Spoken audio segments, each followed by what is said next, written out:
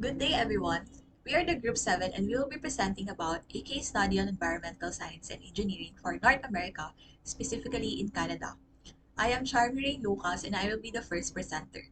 For the background information, first one is population. As of 2025, Canada's population is approximately 39,562,811, reflecting a 0.83% increase from 2024. The majority of Canadians reside in urban centers near the southern border, with significant population in cities such as Toronto, Vancouver, Montreal, and Calgary. The overall male to female ratio in Canada is approximately uh, 98.5 men for every 100 women. This slight female majority is consistent with global trends, largely due to women's longer life expectancy. Second is geography. Canada is the world's second largest country by land area, covering nearly 10 million square kilometers.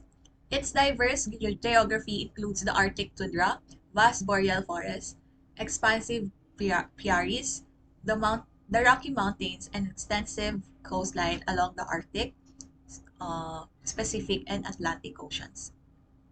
Canada also boasts some of the world's largest freshwater reserves, with over 2 million lakes and major river systems such as the St. Lawrence and Mackenzie rivers. This varied geography significantly influences the nation's climate, biodiversity, and economical activities, presenting both opportunities and challenges for environmental management. Third is economy. Canada's economy, driven by diverse industries and rich natural resources, remain heavily reliant on resource exploitation, impacting ecosystems and greenhouse gas emissions. Despite growth in manufacturing, technology, and renewable energy, forestry, mining, and oil remain central. Economic activities is concentrated in cities like Toronto, Vancouver, and Calgary, while rural areas face industry-specific challenges.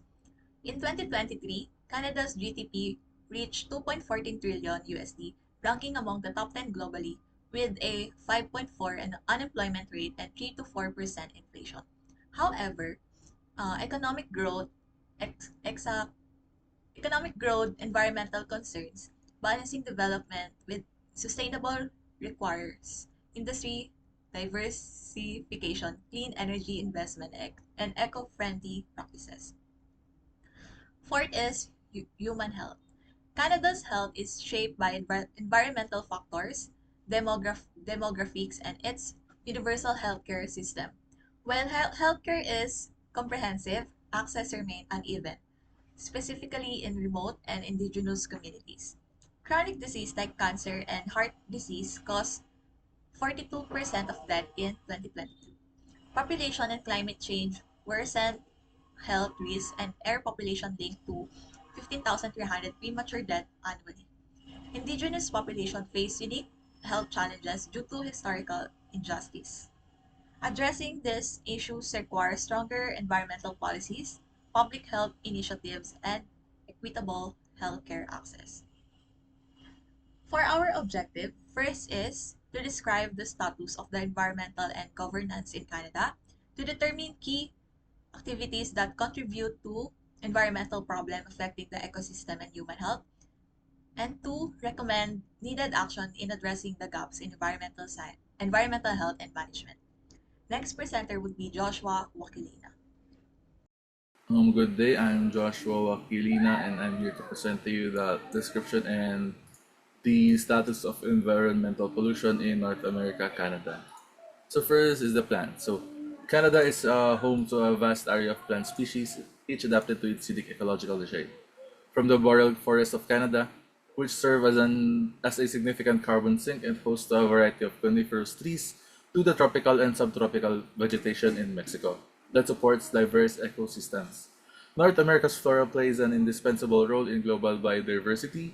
Additionally, prairie grasslands in the central United States are critical for soil conservation, while the coastal mangroves help in reducing the impacts of storm surges and preventing shoreline erosion.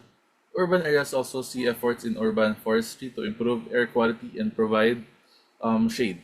So on the right side of the screen is the a sample of trees, which are the black spruce, white spruce, sugar maple, eastern hemlock, and then blue grama, Arctic willow, dwarf birch, and cattail. So next is the animals. North America's fauna is equally diverse, ranging from the Arctic foxes and polar bears of the tundra to the cougars and alligators in warmer regions. Iconic species such as the American bison represents conservation success stories, whereas others like the monarch butterfly face significant threats due to habitat destruction and climate change. The continent's migratory birds population rely heavily on preserved wetlands and forested areas for survival.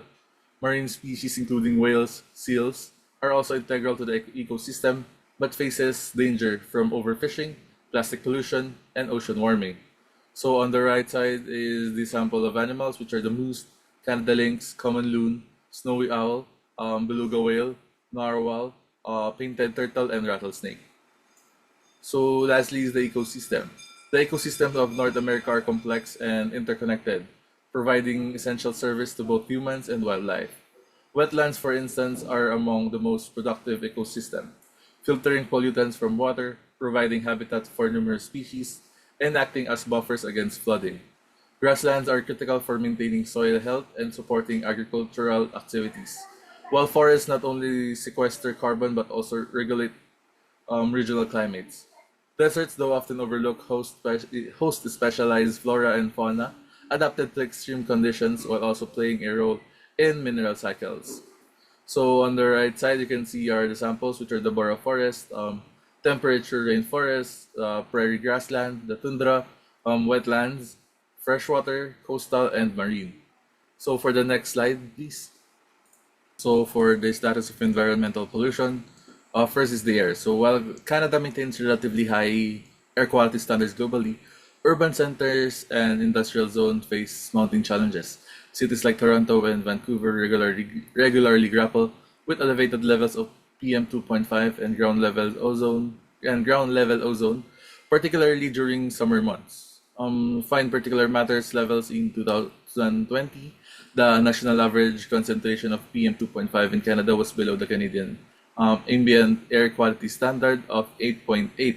However, certain monitoring stations recorded exceedance, exceedances, notably in 2018. The following table presents a selection of air quality monitoring stations in the Northeast, along with the highest recorded PM 2.5 levels on June 7, measured in both AQI units and micrograms per cubic meter. So on the right side is the air quality monitoring stations. So next slide, please. So for the water, Canada's vast water resource face pressure from multiple sources, with consequences that ripple through communities and ecosystems. Industrial discharge into the Great Lakes continues to introduce persistent organic pollutants, while agriculture runoff in the Prairie Province contributes to harmful global blooms in Lake Winnipeg. On the right side is the drinking water advisories. So, drinking water in Indigenous community as of 2023, 14% of First Nations communities across Canada were affected by drinking water advisories. So, next slide, please. So, for the soil, the environmental legacy of Canada's industrial past is written on its soil. Former mining operations in northern Ontario and Quebec have left behind a patchwork of contaminated sites. While urban areas struggle with the aftermath of industrial activities, modern agricultural practices present their own challenges. Intensive farming in the prairie provinces has led to soil degradation and erosion, threatening long-term agricultural sustainability. These issues are compounded by the unique challenges of remediation in Canada's cold climate, where the natural breakdown of contaminants occurs more slowly. So for the last one is the noise. The cacophony of urban life has emerged as a significant environmental health issue in Canadian cities. Toronto's Pearson International Airport corridor, Vancouver's port operations, and Montreal's extensive construction projects create noise hotspots that affect thousands of residents. Research increasingly links chronic noise exposure to public health issues, from cardiovascular problems to impacts on children's learning abilities. Despite growing awareness, municipal noise regulations often struggle to keep pace with urban development. So, the urban noise hotspots are the major Canadian cities like Toronto, Vancouver, and Montreal are experiencing significant noise pollution due to airports, port operations, and construction activities. So, the health impact of noise, chronic exposure to elevated noise level, is associated with adverse health effects, including cardiovascular issues and impaired cognitive development in children. So, the next reporter will be Dan Decembrana presenting the major activities causing environmental pollution with impact on human health and key agencies involved in environmental and health concerns.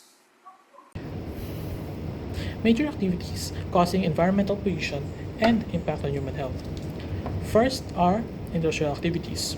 Pollutants and industries cause respiratory diseases and contaminate drinking water, increasing cancer and neurological risks in urban areas.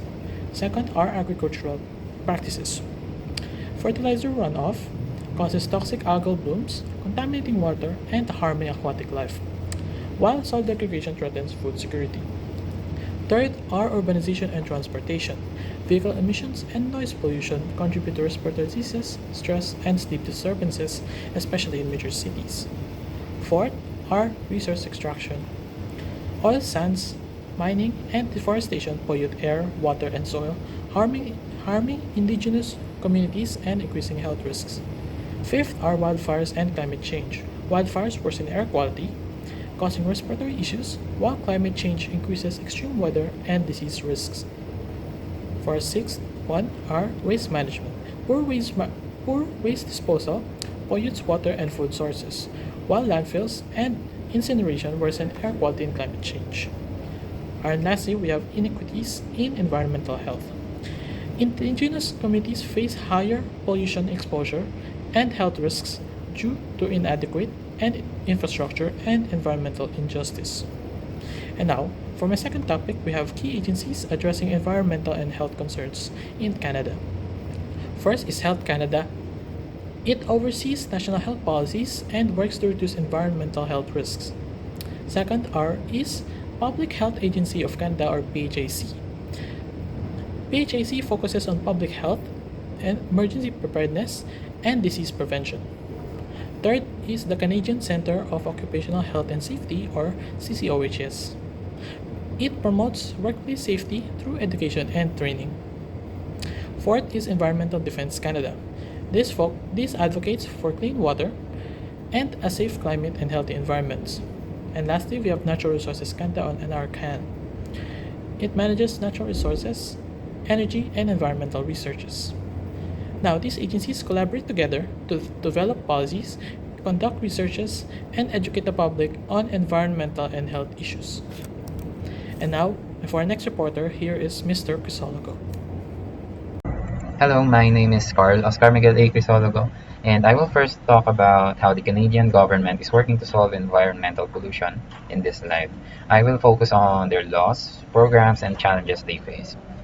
So, the Canadian government has made many efforts to reduce pollution. One of the most important law is the Canadian Environmental Protection Act, or CEPA. This law helps control pollution in the air and water.